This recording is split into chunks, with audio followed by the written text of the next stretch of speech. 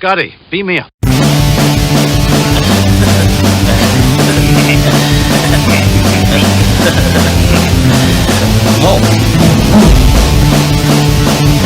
Smash.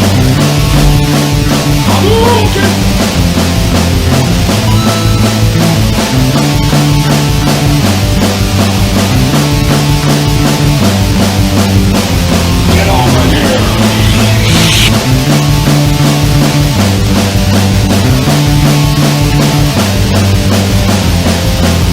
It is pointless to resist.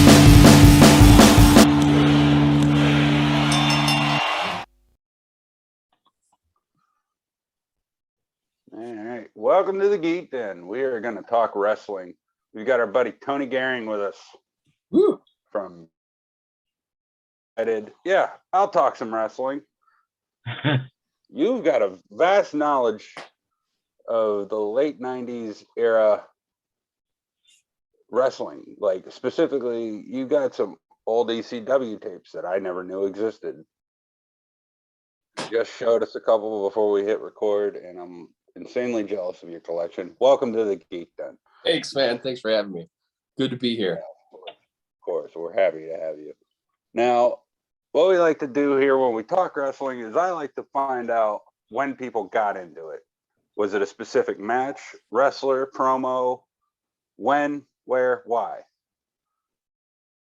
So, Well, I guess I'm not really sure. It goes way back in the day. Like my earliest wrestling memory is watching the downfall of Hogan and Macho Man. okay. Yeah. So that I would say that's probably like my first, Like 88, 89, that time? yeah, that was it was going into WrestleMania 5, so that had to be like early 89. Okay. So Yeah. I was a year old. Yeah. Yeah. It was around the same time for me. I was a yeah, year so I was born in 80. That was going on. I was probably like 7 years old. So I remember that Yeah. WrestleMania 5, the mega powers explode. Yep. Then I remember that my neighbor got WrestleMania 6 because at that time, that one right there. I don't have it. I was going to, but Because if you look, yeah, it's that's Macho Man. Randy Savage. That's Yeah. supposed to, but I will wear it because it's funny. Yeah. And it's officially licensed merchandise. That's the best fucking part. And they probably They have just wanted like product placement for Yeah, Savage. they have no fucking clue. Here, just put them on there. They're like, we're making a killing on these shirts at Target. yeah, man. Anything with Ultimate Warrior or Macho Man, dude, will fly off the shelf. Macho Man's my shit, dude. I got him up.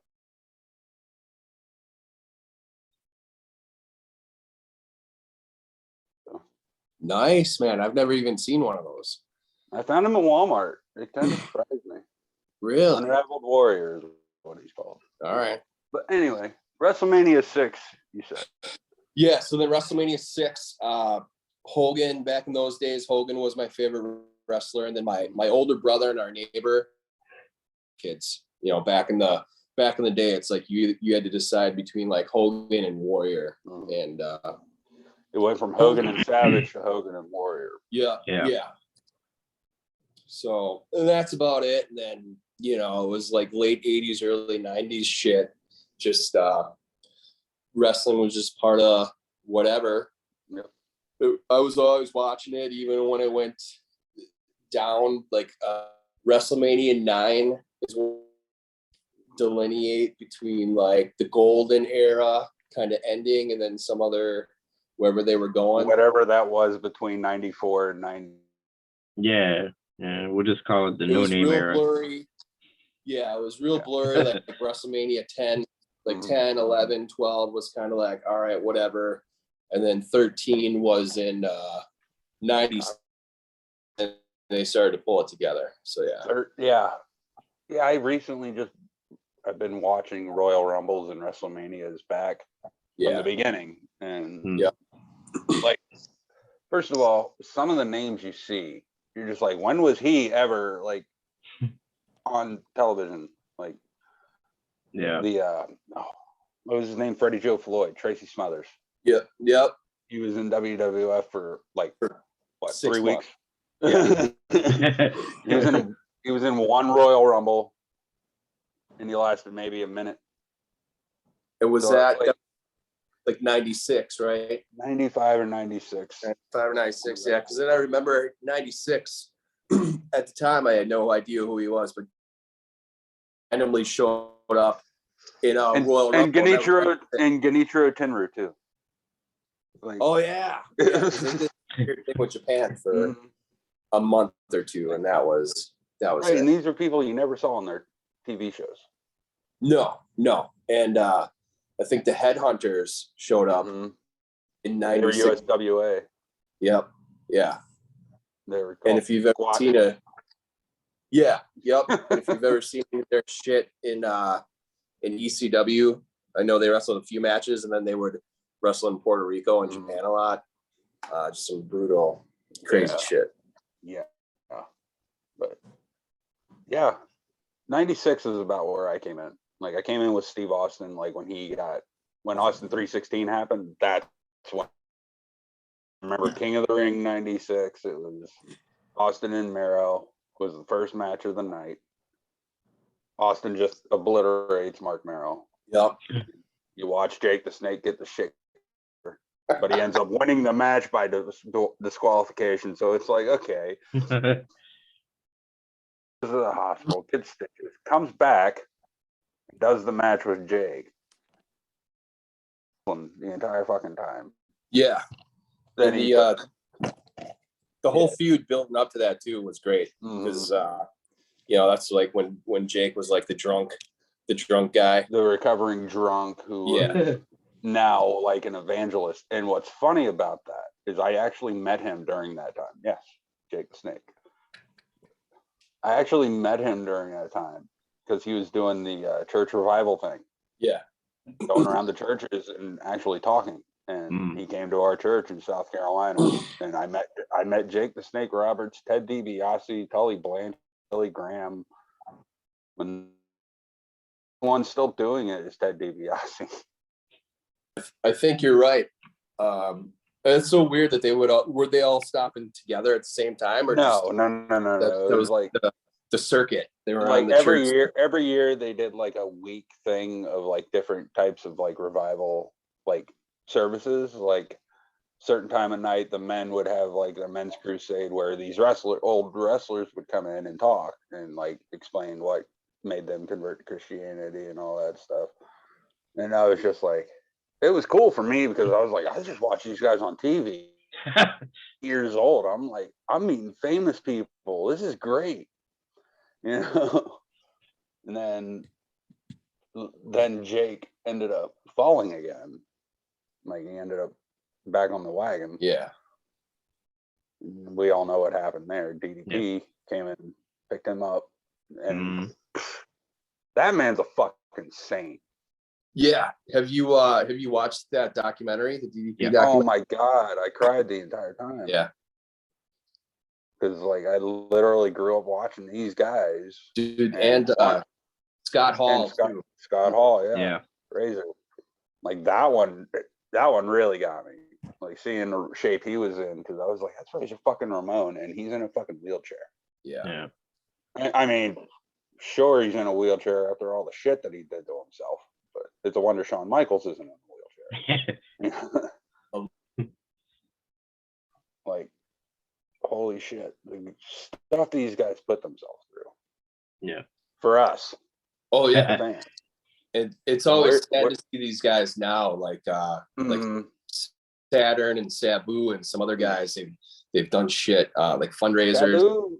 Sabu actually did the right thing recently and retired. Yeah. Because he especially doesn't need to do that stuff to himself anymore. No. Yeah. Because I think he was trying to have a hip surgery or had hip surgery, something. GoFundMe for his hip. He needed surgery on it. And I think Saturn. I haven't heard anything about Saturn in years. It was, I don't even know when it was. It was like within the last year or two where he's had concussions really bad. And I forget what his problem was, but just his head was all fucked up. Yeah, I knew he had some like brain trauma issues, and like saw like he was trying to get like a GoFundMe or a Kickstarter going to keep from being homeless.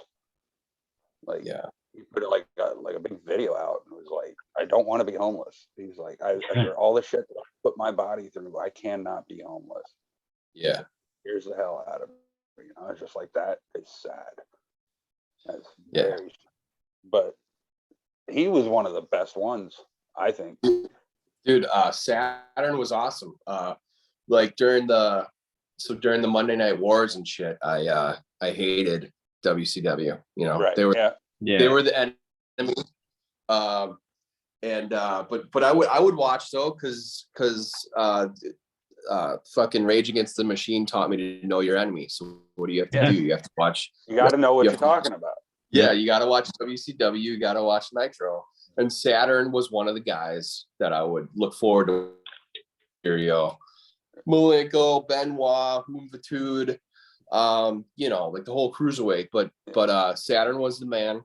And then eventually, when I was able to watch some shit from ECW, where he's in the Eliminators with Cronus, Oh, they're one of the best tag teams of the all time. cage match with the gangsters. Oh yeah, Holy shit!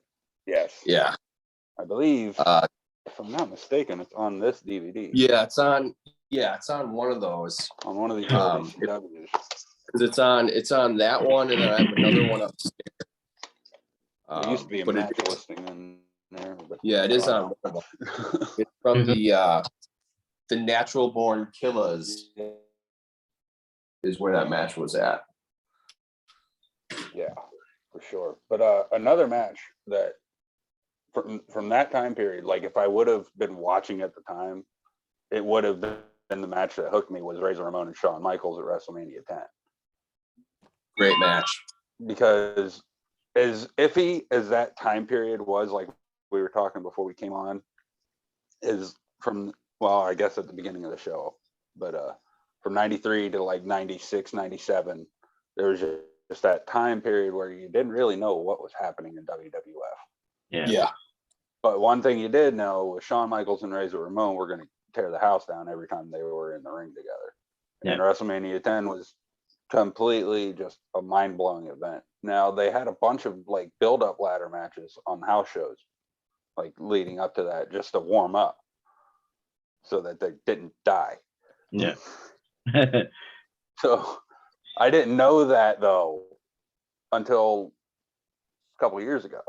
Yeah. When I dug into it a little deeper and was just like, okay, that makes so much more sense, because it's just like they've never had one of these matches before. Like, are they sure they want to do this? Yeah.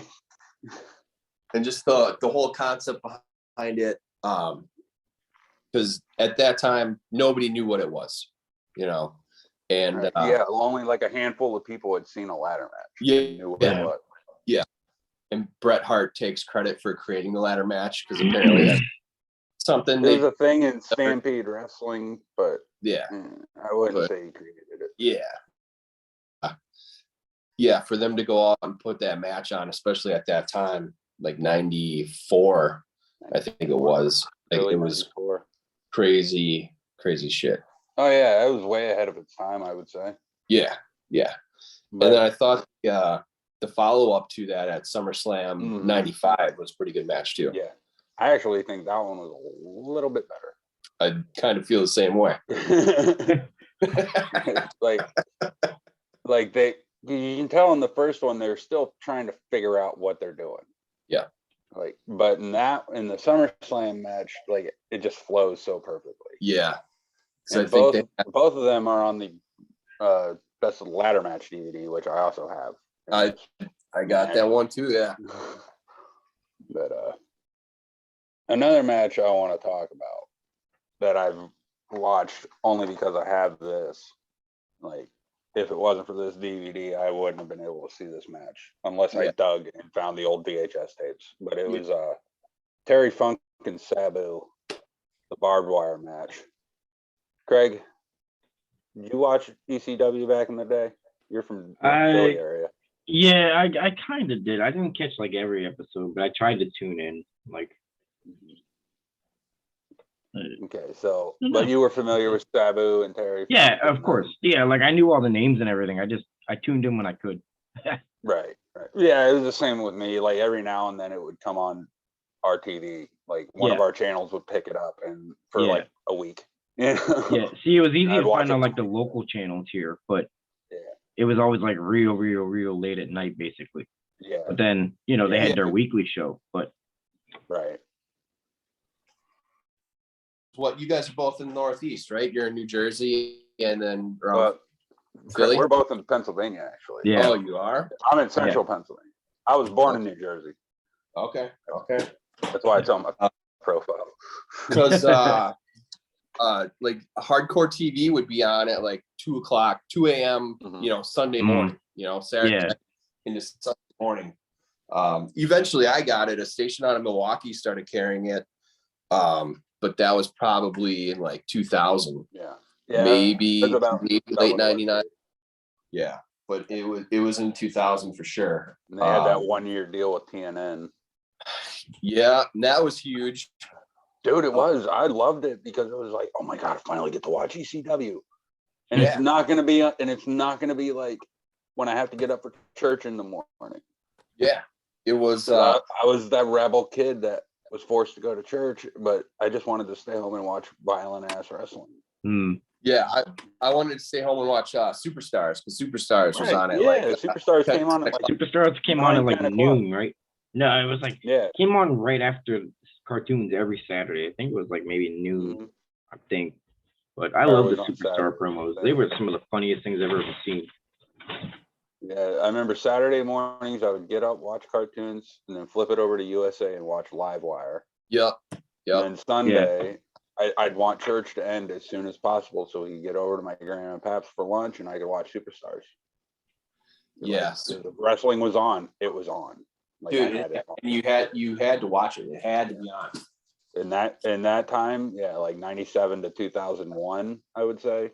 Yeah. It had to be watching. Because that was when it was at its hottest. You had fucking Steve Austin, The Rock, fucking, Bill Goldberg. As much as everybody likes to shit on Bill Goldberg, he was a name in the time. Yeah, he was. Yeah. He was Kevin Nash, Scott Hall, Hulk Hogan, even Ric Flair, fucking Sting. Oh, yeah. I mean, especially looking back now, I'm trying to find my Born to Be Wired VHS tape. Oh, what? You have that? Yeah. You have that match on VHS? Yeah, I have the show because that was the show. Whatever, August 17th, 1997. Building up to their second pay-per-view, I think. Yeah, because Barely Legal was in April of 97. Yeah. So they were building up. Show. It is a great show. I have that on VHS, and then I bought the DVD. It's because I had to. Right. You have to buy shit like that. Yeah. Especially like these original like Pioneer DVDs. Oh, that's the original edit. Yeah. The original We're like music. It's not the WWE edit. It's not the bullshit. Yeah. It's all like, and I have like the Dudley's, Cactus Jack. God. Bang Bang. Yeah, these are all Anarchy these are Rules. all yeah, these are all original DVDs. I do have the VHS of most of them too. But this is all the real shit with all the real entrance music. No edits, no blurs, nothing. Yeah, I loved it. Awesome. Like the first time I saw an ECW show on TV and I heard Man in the Box when Tommy Dreamer came out. I was just like, they're using like they didn't using music that they made.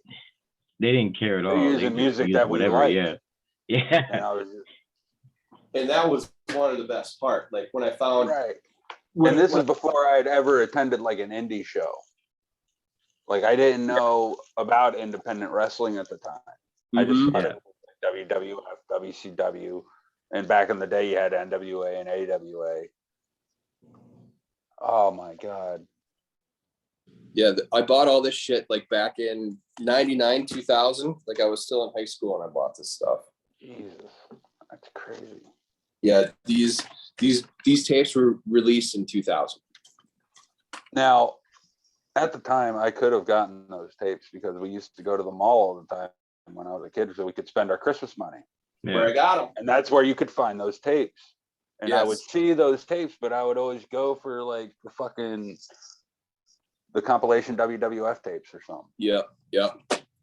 But yeah, here's the Barely Legal VHS tape. Man. Oh man. I'm insanely jealous of that. Yeah. I haven't watched these in 20 years, maybe 18, 20 years, something like that. You don't need to, just the fact that you have them. Like you can never find those again. No. Like I've been wanting to buy the Heatwave 98 DVD. I was a fucking moron back in the day. That's the one where the Dudleys went ape shit on the crowd, isn't it? That's Heatwave 99. Okay. But the Dudleys, Dudleys were they flip out on the crowd every time. Like I remember the one promo being specifically like pretty bad. Yeah, it was Heatwave 99. But Heatwave 98 was the first like ECW pay-per-view that we could get. Okay. So I recorded it on VHS, and then the VHS tape comes out. It's like, well, why the fuck do I need this? I already got it, you know. and then at that same time, like they were releasing DVDs, but back in 2000, you know, nobody knew where it was going to go, especially like a 17-year-old kid. You know, I didn't really give a shit. Yeah. So I should have bought the DVD. But anyway, now if you even find the DVD, you got to pay $80 to $100 for it. Because I've been eyeballing it for probably 12 or 13 years, and I still haven't bought it yet. Yeah, some things like that, you're just like, is it really worth it? Not right now. It's not. No. One day. Yeah, and I think I bought the Barely Legal DVD for maybe it was like $20, $25, like that. Something like that, like 3 or 4 years. That's sensible. Yeah. That's sensible. I would pay that. Yeah. But I got a couple, I went to FYE when I was like 18, 19. And I was just buying random shit. DVDs, whether it was music or wrestling related, didn't matter. Yeah. But I found a 2-pack of The Rise and Fall of ECW. The DVD, great documentary, by the way. If you've never seen it, definitely check this out. Like it's WWE produced, but it's uncensored, completely uncensored. They're allowed to say whatever the fuck they want. And it's a 2-disc set, and it's got old matches and stuff. And like RVD does commentary on one of his matches with Jerry Lynn.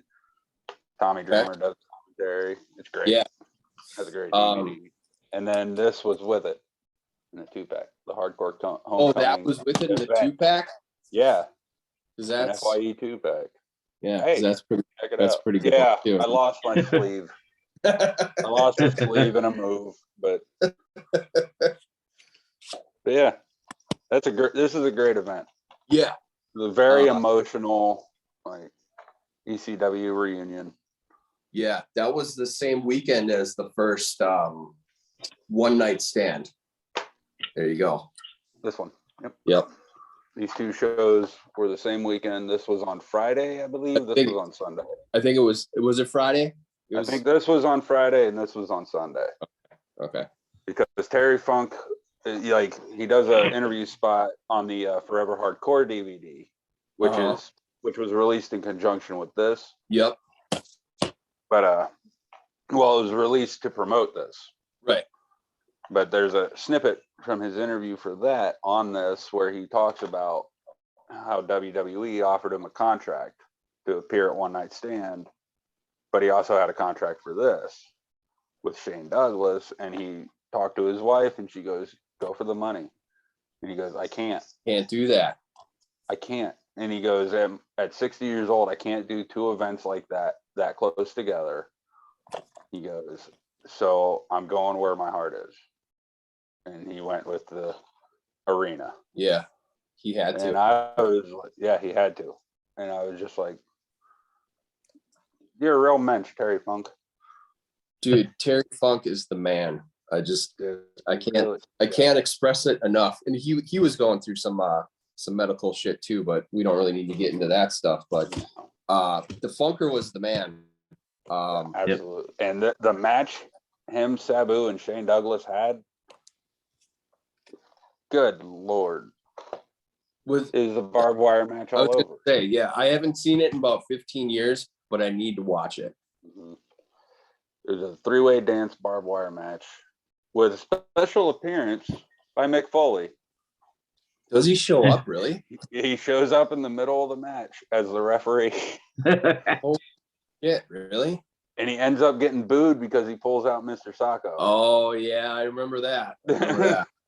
So when he shows up at One Night Stand 2 nights later to do commentary, you don't see Mr. Sacco. Yeah, you wonder why.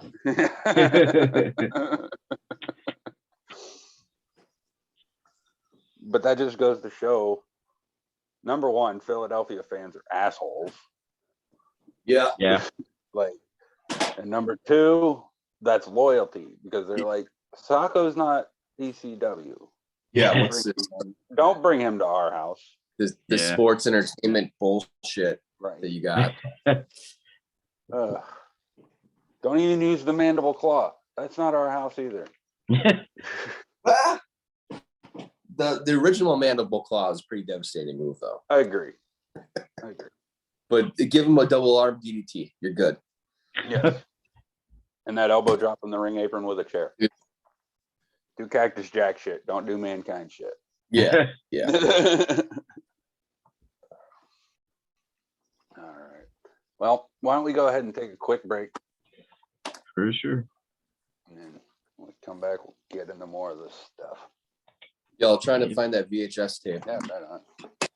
Are you ready for Hulkamania? Ancient Adonis, looking good and tough to beat. Nobody beats Macho Man. You can get right in the action in the ring with Wrestling Superstars figures. The big names are here and they're ready. It's corner-to-corner excitement. Match your moves against the other guy. Have your own Wrestlemania with all your favorite figures. Because you're in the ring with the WWF Wrestling Superstars figures. Figures, ring and cage sold separately. Assembly required. It's a grand toy. I can beat anyone. What'd you say, boy? Charms Blow Pop, take one, action. Fruit flavored candy on the outside. Say it. Bubblegum on the inside. Fabulous. That's a Blow Pop. That's a Blow Pop. Fruit charm. Now flavors. Cherry. Grape. Strawberry. Sour apple. Watermelon. Ta-da! That's a Blow Pop. Save from Charms. What? Cut.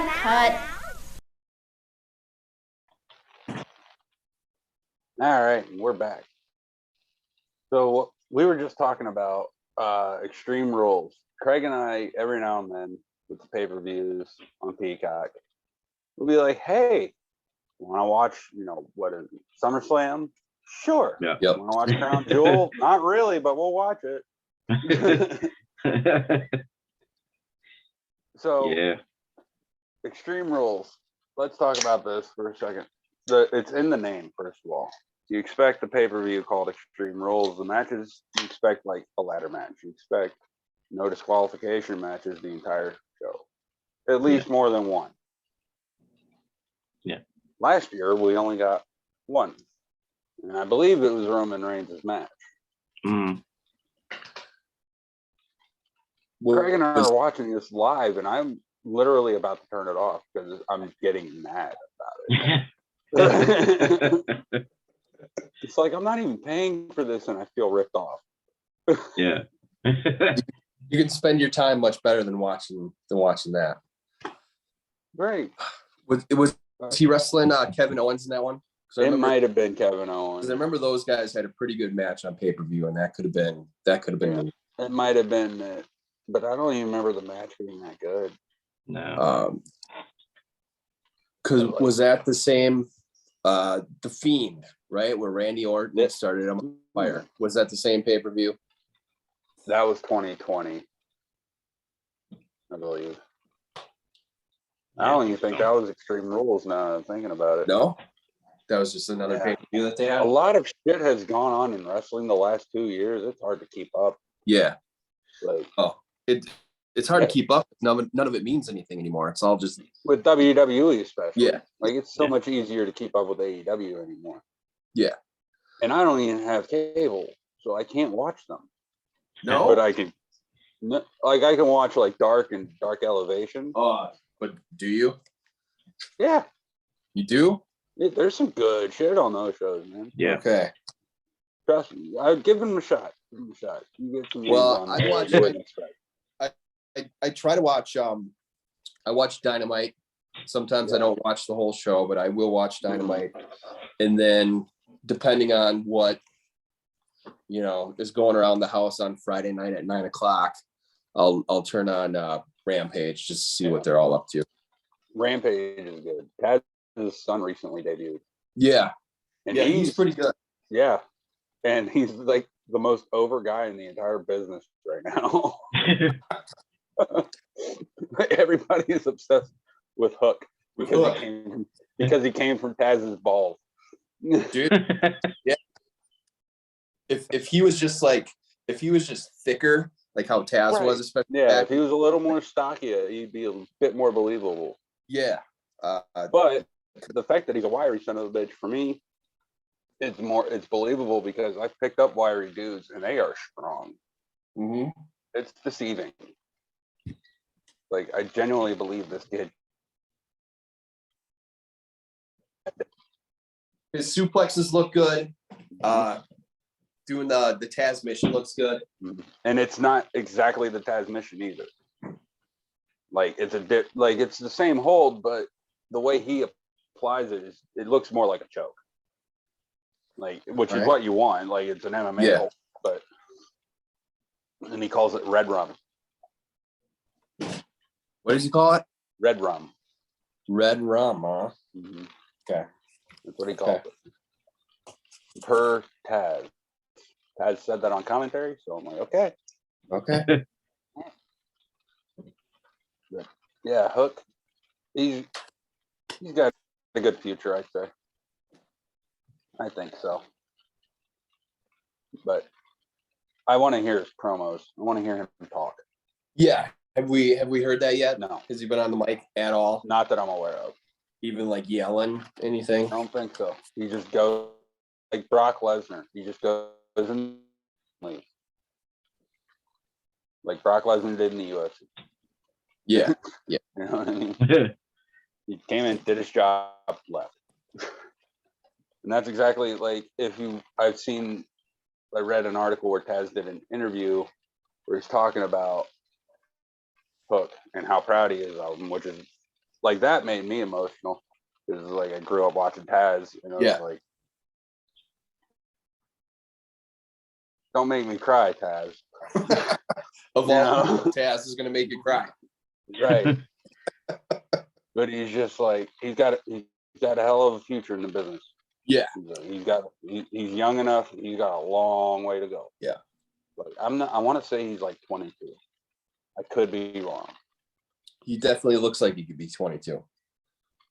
Like he might be 25, maybe. I don't know. But yeah, I'm looking forward to seeing what he's got. Yeah. He's got a good bit. But now I want to touch on the subject of stuff you'll never see on WWE television ever again. All right. Some of that stuff you find in this DVD set, the Best of Raw 15th anniversary. All right. All right. Now, if y'all remember post WrestleMania 14, Triple H took over D-Generation X. Great Shawn time. Michaels retired. Oh my God, it was a great time. Great in time wrestling to be television. Yeah. Great time to be a fan. They invaded WCW, which is what you wanted to see. You wanted to see an actual. We never like saw them at the arena, like fucking with WCW. We wanted to see them in the arena though.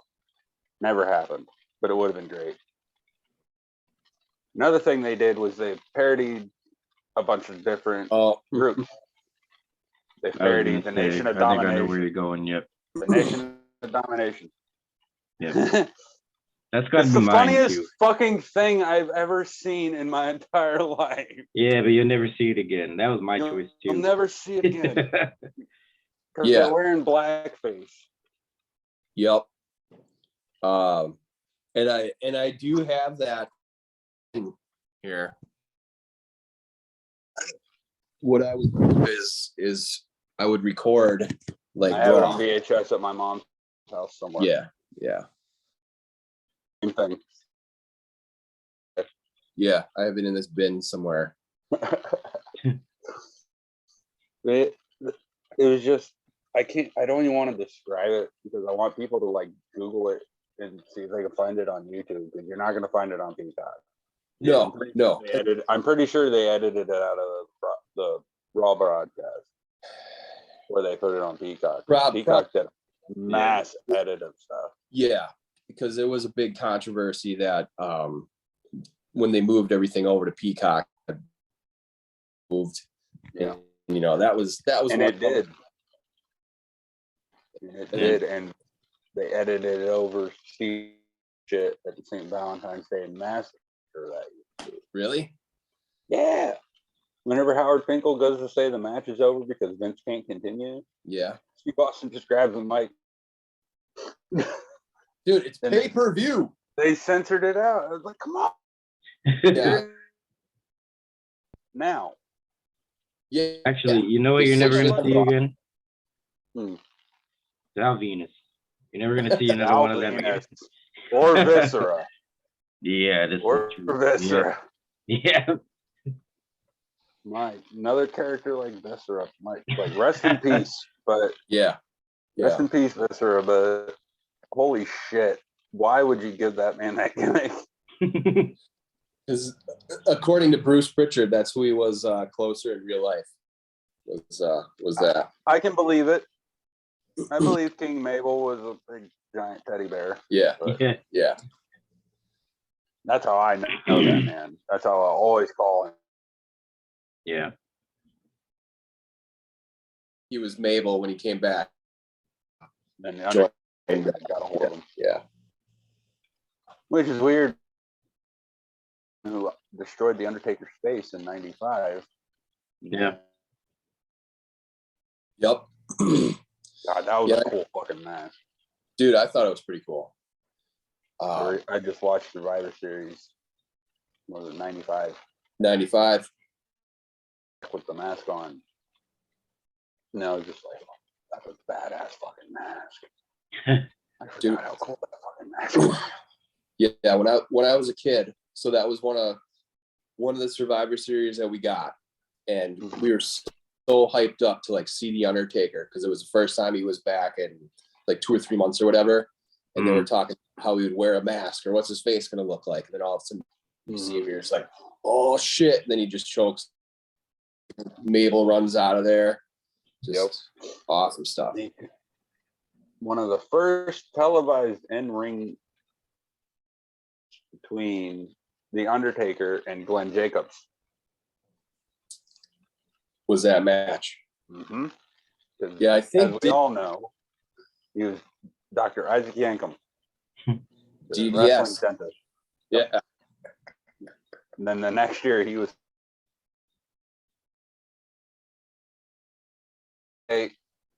Had Kane portrayed Diesel from the beginning, I would have believed it. Yeah. Because he had the build, he can move just like him, especially at that time. Mm-hmm. But when you're used to Kevin Nash, Glenn Jacobs is not the same. Like, he's thicker for one. Like, holy fuck, he could show a movie on the guys. And then you put him in the Big Daddy Cool outfit, and it just doesn't like. Yeah. Len Jacobs wearing tassels.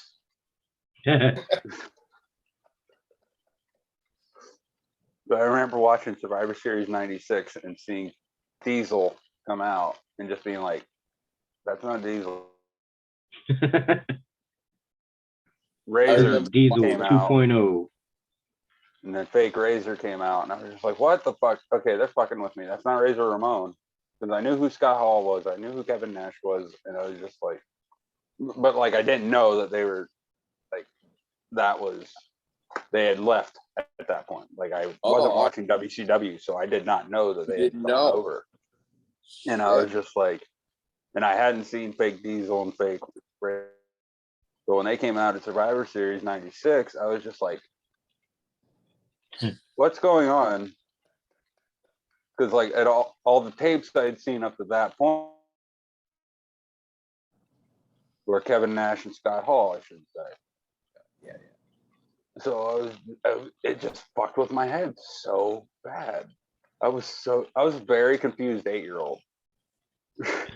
Yeah, I was older than that, but I remember watching the Raw where Jim Ross brings out Razor Ramon, and as soon as I saw it, was just like, who the fuck is this guy?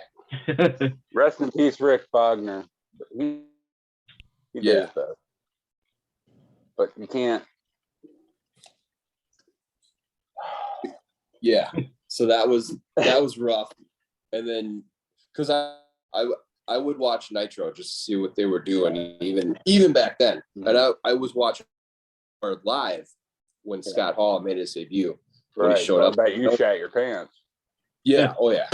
I was like, man.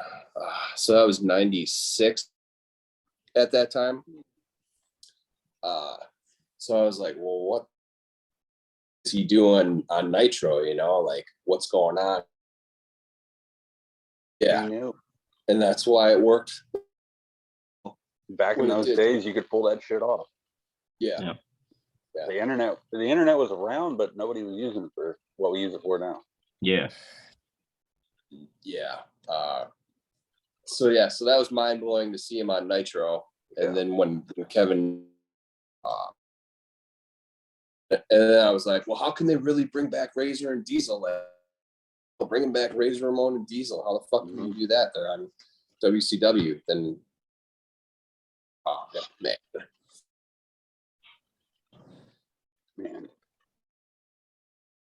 I remember when fake Razor, the first time I ever saw him, I was like, okay, first of all, he looks nothing like Razor Ramon. Like, why is he in that outfit? Yeah. Then I came into possession of the Best of WCW Halloween Havoc VHS. Okay. And on that tape from 91. Yeah. On one side, 91. Thank you. 91. Okay, so you got on one side you got Sting, the Steiners, and also known as Giant Gonzalez. Again, rest in peace. No disrespect. Yeah, that bodysuit was killer. You know. This is pre-bodysuit. That's the best hair ever. Yeah. This is pre-bodysuit.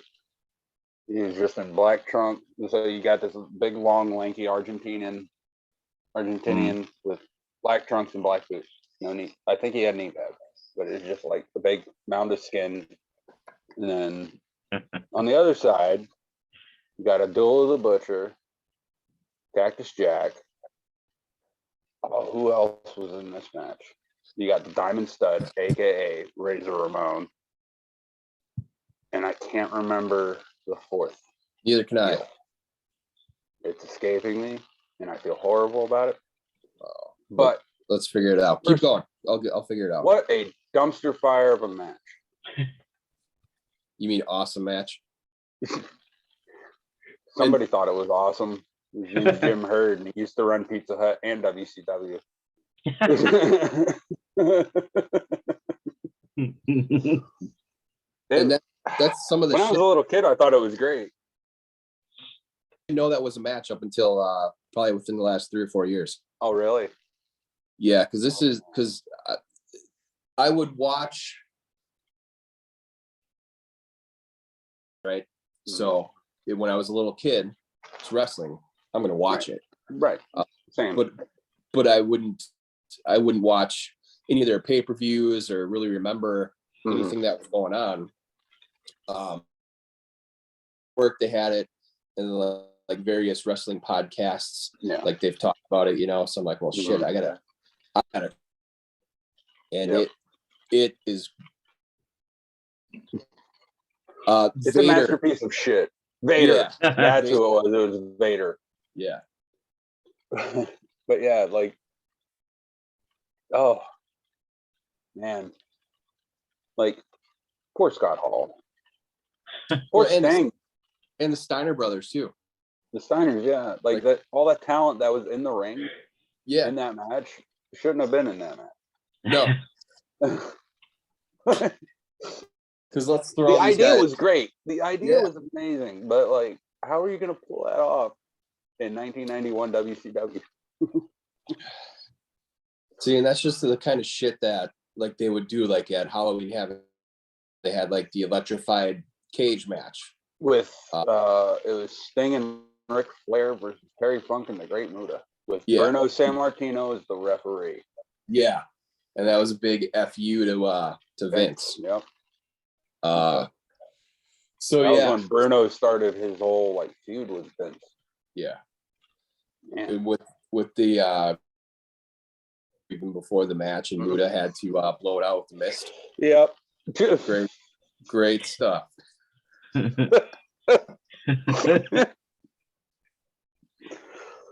Or I think this one was from 90. It was Sting and Sid Vicious. And the back. And then Sting comes back out after Sid Vicious. Yeah. And goes for a body slam, but just, falls over with Vicious on top of him. Gets pinned. New world champion.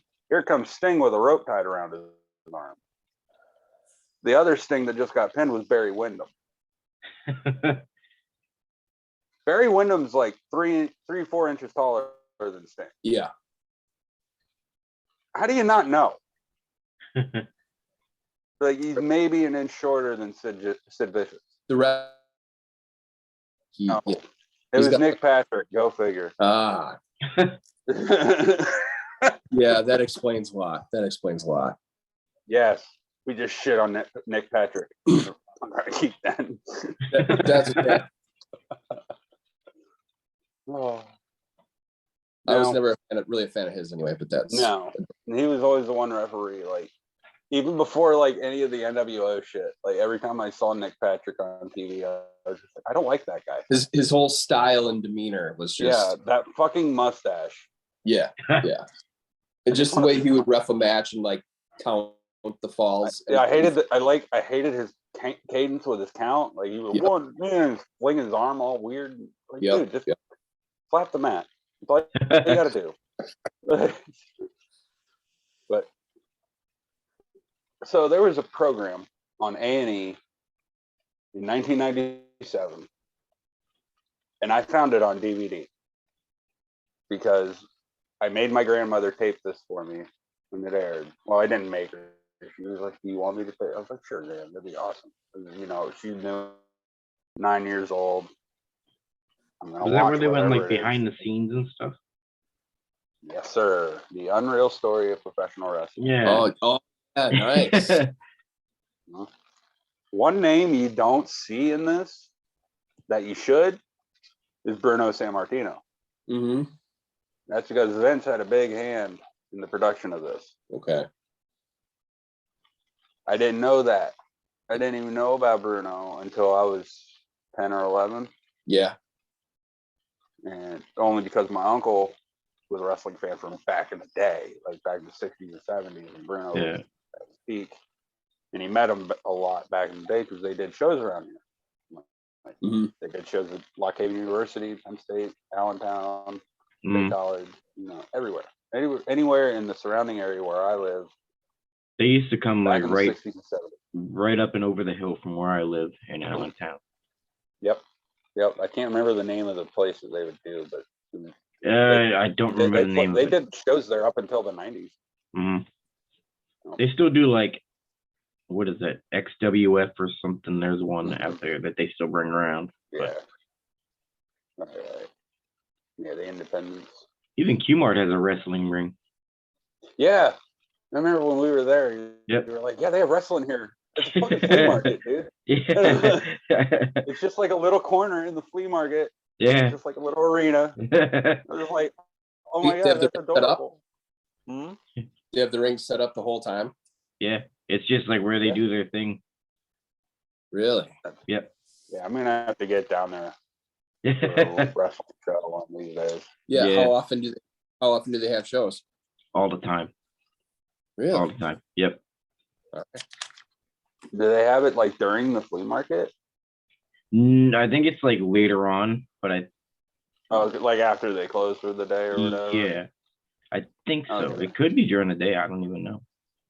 I've never actually been to one there. That'd be awesome if you're just walking through a flea market to buy some like random bullshit, and then you just like flies out wrestling. Why not? Like, what the heck? You just see a chair come flying.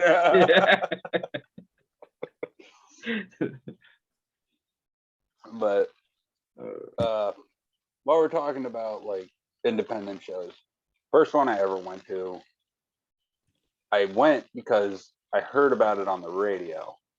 I was 11 years old, and it was right down the street at the local university, and two names caught my ear: Abdullah the Butcher and Tony Atlas. The reason Tony Atlas, like that name grabbed my attention, was because I just watched a program on MTV called True Life, I'm a Professional Wrestler. Oh yeah. And he was the main focal point of that. And so I was like, Tony Atlas, I just saw that guy on MTV. I want to go to the show. Mom, can we go to the show, the wrestling show? She goes, let me see where we can get tickets. And Walmart, they had a little kiosk right out in the entryway at Walmart. So, nice. Yeah, we're going to see some wrestling. I think tickets were like $11 for the front row. Yeah. So it was like, yeah, we're in the fourth row, right next to the aisle where the guy's coming out. I can get my hand slapped. Yeah.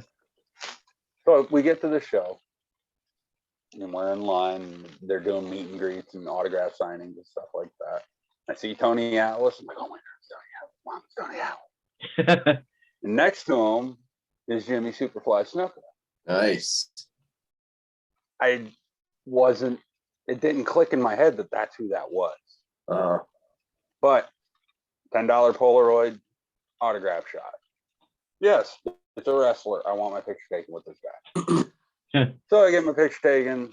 He goes, yeah, my brother. Blah, blah, blah. Doing the Jimmy Snuka thing. And then I look at him. He's got the tiger headband. And I was just, why does this guy look familiar? And then they introduced him, and I was like, it's that guy. Because I had just watched Survivor Series 96. Yeah. Oh, yeah. When he comes out, I was like, Jimmy Snuka. All right, this guy. The guy from the cage match with Don Morocco in 1983. Yep. Right? That's the guy that got Mick Foley wanting to be a pro wrestler. That's right.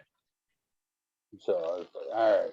And I was like, I just got my picture taken with Jimmy fucking second. What did you tell me? Well, my mom, like when the picture, like it was Polaroid. So, back in the day, you gotta wait for the Polaroid to dry out so you can see your picture. And then when it dries up, he's got his hand like this in the picture. Nice. And I was just like, it started clicking then. And then he signed it. We went on our way. I didn't even think, who the fuck is this guy? Yeah.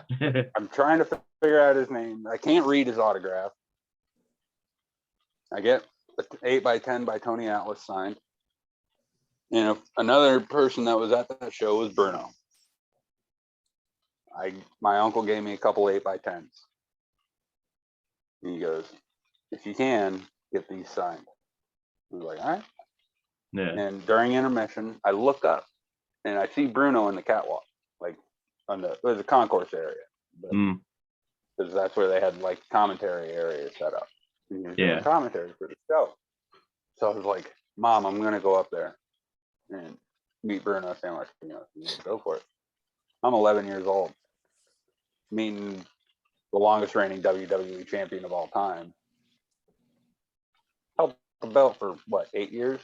Something like that, 8 or 10 years. Yeah, he was long fucking time. He was dominating New York. Yeah. Yeah, like the thought of taking the title off him, it never happened. Yeah, because like, Senior couldn't even. People would go insane. Yeah.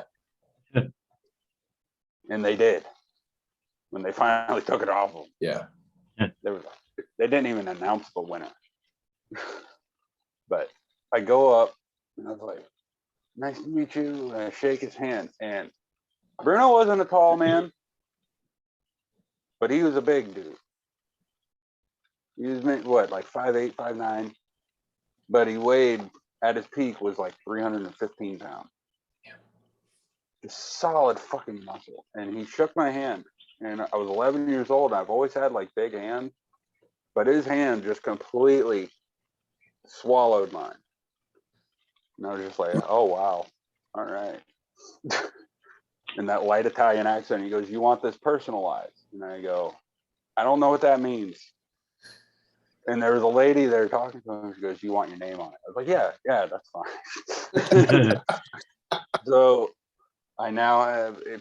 They're around here somewhere. I'm not going to dig for them, but I have an 8x10 from Tony Atlas and an 8x10 from Bruno San Martino and a Polaroid with Jimmy Superfly Snuff. Dude, fucking sweet, man. All in one like night. Yeah, that's pretty good. Yeah, it's a good haul for a wrestling fan. Yeah. Never got that chance again. Like I've been to some indie shows, but like there's never been a name like that at them. Yeah. I think the last one I went to, the big name that they got was Buff Bagwell. You know. Enough said. Yeah. Back in 98 or 99, there was always there was an independent wrestling group, like they would tour Wisconsin. They were Badger State Wrestling. And they would wrestle at the local skate rink. And they only had one star, like one big star one time. They had Coco Beware. Oh wow. So Birdman. Yeah. And he didn't have his bird. Oh, Frankie wasn't there. No, Frankie wasn't there. And this dude that I went with, the guy was already out of his mind, just in general. Mm-hmm. And I forget how it all happened. I think one of the earlier wrestlers would hand out like little American flags, right? So a bunch of people would have these little American flags. So then this dude, my friend at the time, I haven't talked to him in like 20 years, but he would take his American flag and he was jabbing Coco with it when he was walking down the aisle. And Coco turned around and was like giving him the business. And my buddy was sitting there poking him with the fucking American flag right in his stomach. So security had to come and tell him to stop. Oh my God. That's amazing. Now, Greg, have you ever been to like Raw or anything like that? No, I've only been to house shows. Only that, like the smaller shows. Mm. Now, Tony, you've been to Raw. Yeah. Okay. What was the first one you went to? Well, back in like the early 90s, it was probably a house show, but like I remember seeing like Macho Man and Hogan. I bought a Texas Tornado shirt, Kerry Von Erich. So that had to be, the Claw. So that had to be 91, 92 probably, somewhere in there. But then like when the Attitude Era started up, I went. Can you guys see that? Over the Edge 98. That's awesome. Yeah. Over the Edge 98. So that was with the main event was Stone Cold versus Dude Love, where Vince McMahon was the referee and the Stooges were like the outside enforcers. Yeah. Jerry Bridges. Oh, is that the one where Vince ended up getting knocked out and Austin counted his hand? It was something similar. Like they kind of had the same ending at 2 pay-per-views. Yeah. But yes, it is, because the pay-per-view before that, I think Hebner got knocked out and Stone Cold cut his hand. Yeah. So with this one, Vince did get knocked out. Austin counted, and Undertaker came out and gave choke slams to Briscoe and Patterson through the tables outside. Yeah. Okay. Yeah. But then I was at a few Raws, like this one Raw. It's from October 19th, 1998. This is where Stone Cold took Vince hostage. If you remember that. Yes. Took him hostage. Made him piss himself? Yeah. You saw Vince piss his pants? I did. I was there. Oh, color me jealous. Color me jealous. Because I didn't even get to see Vince McMahon in person either time I went to Raw. Yeah. Yeah. So that was pretty cool. But the first Raw I went to was the day before my 10th birthday. It was the go home Raw for the Royal Rumble '98. And it was the night that Kane and The Undertaker joined forces. Oh, yeah. So DX beats up The Undertaker. Here comes Kane. Now, whose side is he on? Who's he going to beat up? He beats up DX. The crowd goes fucking ape shit. Then, I think, I want to say Kane went back up to the ring, up to the stage, turns around, salutes The Undertaker. Yep, and then The Undertaker does the same thing. The Bryce Jordan Center, I've never heard it so loud. Until Steve Austin came out. Yeah. Like, Steve Austin, like, his ovations just overpowered anything. Like, any event that I've ever been to, it didn't matter. Like, Steve Austin is the loudest reaction I've ever heard from an audience. Like, holy shit. Like, he came out, drew the target on his chest with a Sharpie. As soon as he started talking, the crowd started cheering, so you couldn't hear what he was saying unless you're watching it on television. Now, a little over 2 years later, we go and see Raw again, and it was the night that Jericho beat Triple H for the world title. And it was fast count by Earl Hebner, ended up reversing the decision. They fired Earl Hebner and beat the shit out of him. Yeah. Linda McMahon was there that night. And it's leading into, I can't remember, it might have been Backlash 2000. I want to say, because this was in April, it was right after WrestleMania. Yep. And so I want to say it was Backlash 2000. I could be wrong, not sure. But Linda comes out, and mind you, Steve Austin has been out of action since Survivor Series 99, like 6 months before this. And that's when he got hit by the car. Yep. We haven't seen him since.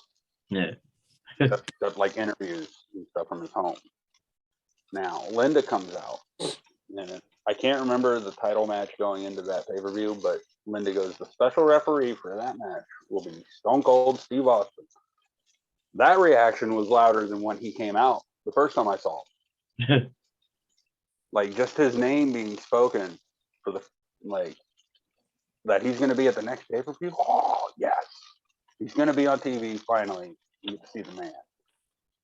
I know it was Triple H versus somebody. I can't remember who his opponent was, but didn't matter. Stone Cold's coming back. No, Stone Cold's coming back. It did not fucking matter. But I've only seen three McMahon. I have never seen Vince in person. I've seen Shane, Stephanie, and Linda. Man, I think I've only seen Vince. Maybe I did see Stephanie, but I don't think I've ever seen Shane or Linda, because I was at the what was it, the No Way Out 2002, and that was where the NWO debuted in the WWF. Right. So I think Stephanie was at that show. Yeah, that sounds about right. But that would have been, and that was the last WWF show that I was at. That was like the last wrestling show I was at. Last big one I was at was probably the April 2000. Yeah. Like, I've been to a few smaller shows since then. But a year before the last Raw I was at, I saw WCW Thunder. Same arena. But that's the arena is beside the point. But they were okay. We were all WWF kids, right? Okay. And you said you got to know the enemy, so you watch WCW. Right. You never saw WCW live, right? No. Okay. As the only person on this screen right now who has seen WWF and WCW in person, not only was the TV product staggeringly different, so was the live show. Because you've been to the Raw, you know, during the commercial breaks, they find some way to entertain you at WWF. Yep. Whether it's another like dark match or whatever. Yep. Because commercial breaks, you can use that time to go to the bathroom, get a drink, whatever. But that's when everybody went. So I would just stay put. I was never bored at a WWF show. WCW? David Pinzer is the worst fucking ring announcer of all fucking time. That man cannot entertain a fucking crowd. When Tony Chimmel is more entertaining than David Pinzer, yeah. Jesus Christ. You guys, anybody know any good jokes? Really? Shut up, dude. Just like you do that shit. Like, just give us a dark match or something. They didn't have the Nitro Bring back Girls. Rey Mysterio. It was Thunder, so no. I know it's Thunder, but they wouldn't bring them. Nitro Girls weren't there. No. Really? David Pinzer would talk to us, and it was just like, no, stop this. This WWF, you had like a t-shirt guy. Yeah, your t-shirt guy. Gun at you. Fink would sit there and say shit. Fink would tell stories. Yeah. Fink, oh my God. Fink, rest in peace. Yeah. Oh man. That dude, he's a great announcer. Probably the best. Yeah. Oh, he was. For Yeah. sure. Yeah. Absolutely. Like he got, when it comes to like non-wrestling roles in wrestling, you got Fink, Jim Ross, I would say Jerry Lawler. Like him and Jim Ross, their chemistry was perfect. Yep. And probably Vince McMahon. Vince was pretty good back in the day. Yeah. Back, on commentary. Yeah. Absolutely. Because his inflection on certain words. Yeah, and the way rivaled him and Gordon Foley were pretty good together. Jesse Ventura. But, so I'm gonna take another direction here. We got a buddy. His name's Chris Styles. I don't know if you're familiar with him, but he goes by Pop Culture Punk on Facebook and Instagram. You follow him, he'll accept your friend request. You tell him you're friends with ours. But he does movie mashup posters, and it's some of the funniest fucking shit I've ever seen. And he has a bunch that are wrestling related. Craig, you got them ready? Yep. Numero uno. Yes. Nice. That's actually how he got his ring name. Like he wrestled as the Road Warrior before the tag team started. Yeah. But yeah, that's just perfect. Yep. See what else we got here. Yeah. Yeah. That's great. Oh, Brother Bird Eye.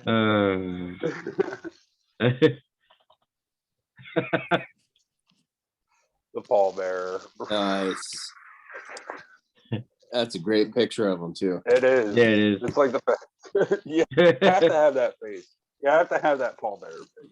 And then we got No other Shaun of face. the Dead. Dawn of the Dead. Nice. And it's the outfit that he was wearing when he picked Marty Jannetty through the window. Yeah. How apropos that you shared the barbershop. Jesse Ventura. Yeah. Speaking of Jesse Ventura. Nice. And then last but not least, Snake Sunflame. Yeah. Oh man. Yeah, that's a man right there who's really turned his life around. They couldn't be happier. Yeah, I hope he's okay. I mean, Yeah, I think he's last I heard he was diagnosed with COVID, but he was. That explains why he wasn't on TV for so long. yeah, he hasn't been on TV for a minute. Yeah, he showed up this past Wednesday. He was on for probably like the first time in like 2 or 3 months, I want to say, if not longer than that. Yeah, it's been a while. Yeah. Lance Archer just came back too. Yep. Might have to do with that.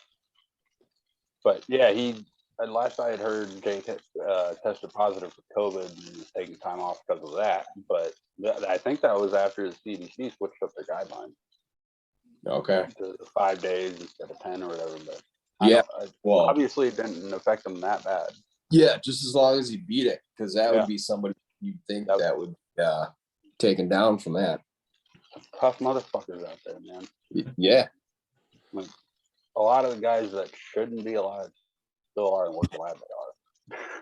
Like Jake, my God, that man's done serious. Yeah, he'll own it.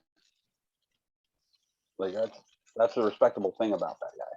Yeah, he'll own the shit that he did to himself, and it's just like you can respect him a lot more because of that, and that he's making himself better. Yeah, and that's all we can hope for guys like that. Because a lot of those guys didn't make it. Like him and Hall are few and far between. Because I was telling you, the dude I work with who's watching every Nitro and Raw. Mm-hmm. We were just talking about the British Bulldog the other day, probably yesterday morning. I don't know, maybe on Friday. Because he's in September '98, so it's the Bulldog and Jim Neidhart. They're in WCW. Yeah, and if you think about it, so that was 1998, and then British Bulldog was dead in 2002, and it was around that time that he fucked his back up, and his painkiller addiction really got old. Yeah, it really screwed him up. Mm-hmm. And you mentioned British Bulldog, I might as well just pull this up. I have this DVD here. Nice. Yeah. Got a documentary on the Hart family, a bunch of matches. Really? Stampede. I was going to say, they got Stampede matches on there? Absolutely. But it's in-depth interview with pretty much the entire Hart family. Like all the brothers and sisters, like surviving. When was it made or originally released? Because 2010. Okay. Because before Martha really cracked down on her stuff. So is she on there? No. Okay. No, she's not. But there's a lot of talk about Owen. Okay. A lot of his matches are on there. Okay. Which is great because you can't have a Hart DVD without Owen. No. Sorry, you just can't. No. And I understand where she's coming from. Yeah. But she's partnering up with AEW. Yep. They're doing the Owen Hart Cup. Yep. That's going to be cool. That is. I'm really looking forward to that. Because Owen Hart was one of my favorites. Yeah, I was a big fan of his back in the day. And you actually have a Blue Blazer figure, don't you? I do. Yes. I didn't even know this existed. Like this, yeah. Look at that. And it's even that version of the Blazer. Yeah. That's amazing. Yeah, I was looking at this. Don't ever open that. No. It came out in 99. So Over the Edge. Around the time he passed away. Yeah, Over the Edge was in May 99. Yep. And I probably found this within a month or two after he died. Either direction or.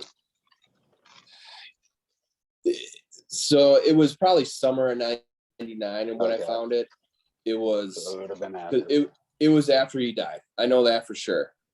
Because I can imagine that was even hard to find then. Well, I didn't even. Yeah, you weren't even looking for it. You told me. No, it was you. I grew up in a small town. We didn't have anything better to do than go to Walmart at like midnight on a Friday, right? Yep. So and relate. Yeah. So we would just check out the same things, CDs, DVDs, toys, whatever, and I'd always check out the wrestling figures. And then this was, yeah, I still do too. But this was, I don't go there at midnight anymore. You can't. but that was like, yeah, but that was like way in the back though. You know, it was like 6 or 7 deep, and I found it. So, and I've never opened it. It's just I've always had it. I wouldn't. Mage, you're gonna be proud of me. I would never open that because I get under his skin. All this shit I've opened just to piss him off. Yeah. You know what I mean? Like that kind of stuff. Yep, Craig's the same way. But, talk about shit open. It's everywhere. Yeah. Everywhere. Yeah, Owen Hart. I'm the day after he died. My sister was responsible for waking me up to get ready for school because our mom worked third shift, so she wasn't home until we were off. We were off to school. Now, I'm laying in bed sleeping. My sister wakes me up. She goes, "Hey, it's time to get up and get ready for school." And guess who died? Who? She goes, Owen Hart. And I was like, how do you wake somebody up with that? Like, I don't know whether she's telling me the truth or not, but the newspaper was on the table and I saw his name in it. Oh, damn. Lovely. Yeah.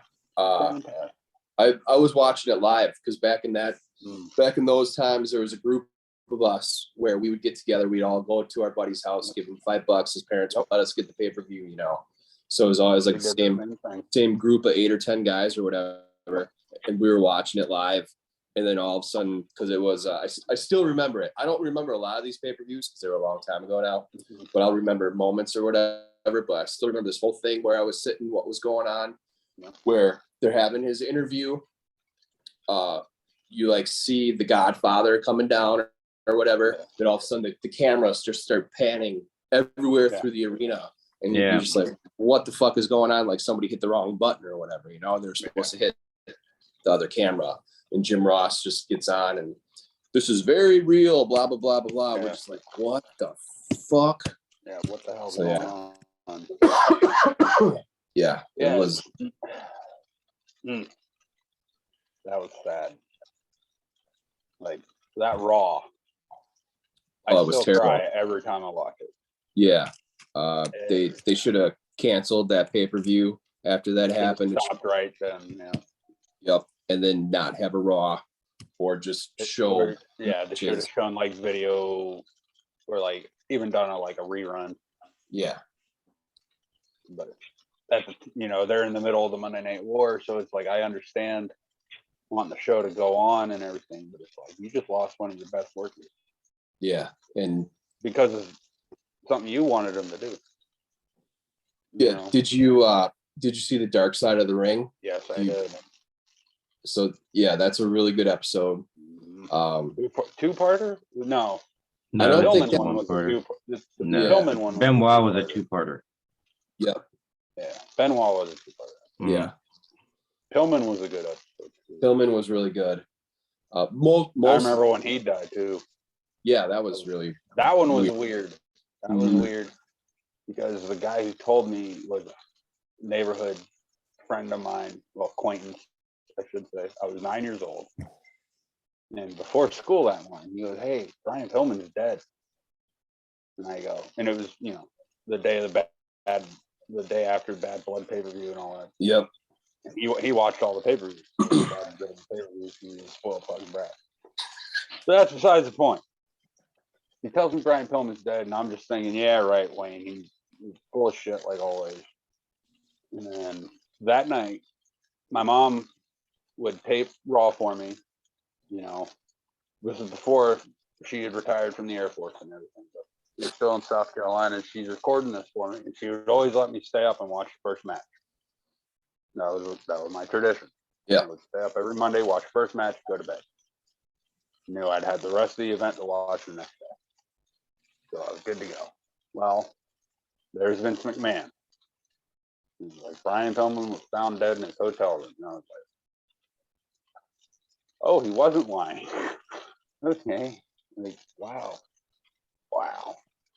Like, it's those moments where it gets really real. That, like, back in the day, especially, you were just like, whoa. Yeah, you didn't understand it. You had no idea what was going on. Right, and it's just like, how am I supposed to watch the rest of the show? Like, how do I react to it? But like, and then when Eddie Guerrero died, like, I love the tribute episodes that they did for him. Mm-hmm. Don't get me wrong, but what they did after all that, when they brought Vicky Guerrero in initially, that was just tasteless, man. Yeah, just giving her a payday essentially. But I was never a fan of hers. I'll just say that. No, still not. No. Like, why? Why would you hiring her for a backstage role or something? Cool, whatever. Giving her something to do because of who her husband was. I get that. Yep. You know, and he's definitely part of the business in some way. But she lived it for so long. And like, that's fine, Sandy, whatever. Just stop giving her TV time. Not a good character. Not a good character. Still not a good character. No, it's the same character she was before. It's worse. Yeah. It keeps getting worse. Oh. But it does seem that there's decent stuff on the horizon with AEW and stuff. Yeah, well, it'll be interesting to see how it goes, like where they go from here now that people can go to the arenas. It seems like they're getting, like, I think with like Bryan Danielson and CM Punk coming in, those guys are really good. Yeah. And they're big names too. Yeah. All throughout the entire industry. Yeah, and who knows who else they're going to get, because there's so many guys out there right now. Well, you got Samoa Joe as a free agent now. You got Jeff Hardy. Well, I read an article recently. The plan is for him to join Matt in AEW and have the Hardy Boys there. And I read an article where WWE offered Jeff a spot, just Jeff, a spot in the Hall of Fame and a spot in the Royal Rumble because they don't want him going to AEW. Really? They're not saying that, but the Hall of Fame offer and everything was legit. Like, that was all confirmed, but Jeff turned it all down. Really? He walked. Yep. And like Matt said that in that moment, Jeff was done with WWE. He was just done. You can't blame him. No. Just all the shit that they put that man through. Yeah. I was just glad to see that he passed his drug test. Yeah. That he wasn't all pills and drinking and everything. Yeah. Yes, they wanted him to go to rehab, and he was like, if you want me to go to rehab, give me the results of my drug test. Yep. And if they come back positive for anything, I'll go. That's what he said.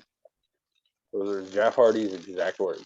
And those test results came back negative, and he pretty much said, fuck you, I'm doing what I want. So Jeff Hardy, you're my hero. Yeah, he just came through Milwaukee doing his solo tour. Yeah, he's doing his music thing right now. Yeah, he so was. He can get back in the ring. Yeah, he showed up in Milwaukee. It was probably about a week after he walked out on WWE. That's bad. Yeah. Think of the Hardy Boys. Nice. I want to say that's the last WWE produced DVD of the Hardy Boys. Maybe, who knows? But I mean, you had to buy all the DVDs because the network wasn't a thing. Yeah, it wasn't. You had to get your hands on. And that's exactly why I have this crate. You know, I got just showed you the Bret Hardy Boys. We got the Rey Mysterio set. I don't have that one. I don't think I have two other ones. That's the Wrestlemania box set. Yeah, I got this back in. I still remember 2006. Christmas 2006. You see, I have every WrestleMania from WrestleMania 21 on DVD or Blu-ray. All right. I have 1 through 22, I think. Because that goes through 21. Yeah. I wanted that box set so bad, but I already had 21 and 22, so it was just like, I don't want to get those. But then I have these Steve Austin DVDs that we were talking about. Yep. Steve Austin's my man. Dude, yeah. People, I don't think. if you don't have any of these DVDs, are you really a fan? No. If you don't have these awesome VHS tapes. Yes. Yes. I had both of them. Yeah. I had both of them. Because Stone Cold said so, man. Bought that at my first Raw. Yeah, great shit. Yep. Oh, man. That was the first time I found out that Steve Austin was involved with ECW. That's because Stone Cold said so, dude. Yeah? Does he talk about it in here? They show a clip of it. Okay. The clip where he comes out and interrupts the Sandman and Mikey Whipwreck ladder match. Yeah. And he climbs the top of the ladder and gives that little speech. Yep. Leading up to November to Remember 95. Yep. Yeah. I want to say that's the only bit of ECW you see in that tape, like that and his Hulk Hogan promo that he did. Yeah. But after, like, the rest is all WWF stuff. Yeah. But yeah, that was the first like WWF tape that like you heard the word shit. Yeah, where he could just swear. I mean, it's rated. Yeah, they just let him do whatever. It's like, whoa. Yep. Yeah.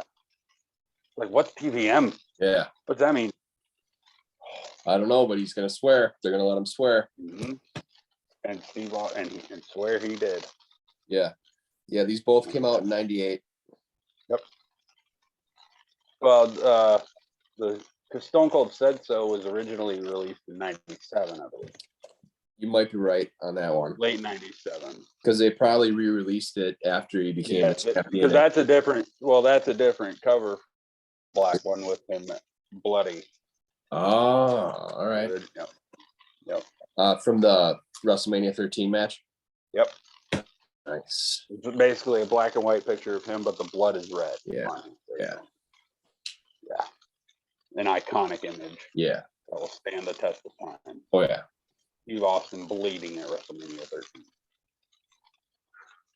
That match, though, was amazing. Like, Steve's favorite match, but it's one of my favorites just because it's fucking great. Yeah. It's one of the best. Want that moment.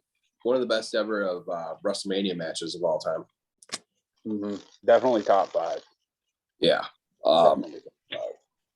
Yeah, I just watched that in, I guess it's been almost a year now, last February, because I told you I have the wrestling and beer events. Yeah. So the last time, together, we watched WrestleMania 13. And the whole pay-per-view, I think, is pretty good. But that match, it still holds up. Everything about it is just fucking great. The entire card, that match is the one that you could probably book it today and it would still be just good. Yeah. Oh, yeah. The rest of them is just like... Yeah, because one is a Chicago street fight with Legion of Doom. Ahmed Johnson. Yeah, and the Nation. Yeah, and that gets a little that sloppy. Was just everywhere. And they followed Brett and Steve too. Yeah. That was after that. Yeah, which just made no sense. Like, it's promoted as a double main event. And you're really getting a triple main event, but the cream filling in the Oreo sandwich was not good. Yeah. That's the way Vince likes it, though. He likes his well, he wanted to get people reinvigorated for the main event. Yeah. That's what he wanted. He wanted people to the match. Because that's the match that's going to close the show. And decent enough match. Not the Undertaker's best, but no. And I understand why Vince did what he did. Oh yeah. Yeah. Yeah. Back then, title had the headline. have, well, but that's not necessarily true though, because in '95, Lawrence Taylor and Bam Bam Bigelow headlined. That's right. Which was just like, I watched that one back, and that's just weird. Yeah, and people are still pissed off about that to this day. That that was the main event for that show. Yeah, Kevin Nash is very bitter about it, and he should be. That was his spot. He was the champion. Yeah, he was the champ. Wrestling last. We're letting Lawrence Taylor wrestle. Lawrence fucking Taylor.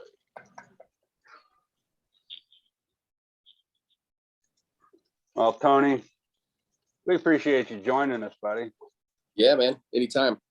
Absolutely. We'll talk wrestling whenever. Yeah, I got some other shit here we can talk about another time. Oh, so do I. There's all kinds of stories. Yeah. Oh, yeah. We can talk about our favorite stories next. Yeah. Our favorite wrestling stories from like Dusty Rhodes and shit. Yeah, we can put together some lists. You know, people love fucking lists, so maybe put together some lists. Absolutely. It's a nice introduction to you. Yeah, man, you definitely too. Do this again, man. Fuck yeah, I'm in anytime you want. Just let me know. All right, man. Well, Craig? Yep. Mage, we know you're here in spirit, buddy. He'll be back. Later. No matter where you are, with Thumb Rustlers, it's just like being in a wrestling ring. With Hulk Hogan and Rowdy Roddy Piper. 1, 2, 3, pin! Wherever you are, it's like real wrestling action. With Junkyard Dog and Volvo. Thumb Rustle Anywhere with Hulk in the Iron Sheik. Okay, kids, back to class. Rustle Anywhere with Wrestling Superstars Thumb Rustlers, new from LJN. There's a new cereal in the neighborhood with O's and ghosts. Tastes real good! Marshmallow ghosts, fruit flavored O's. Ghostbusters taste great with milk and juice and toast. A nutritious breakfast with the ghost. Ghostbusters! Fruit flavored O's. Ghostbusters! Marshmallow ghost. Ghostbusters! Hey, what you gonna crunch?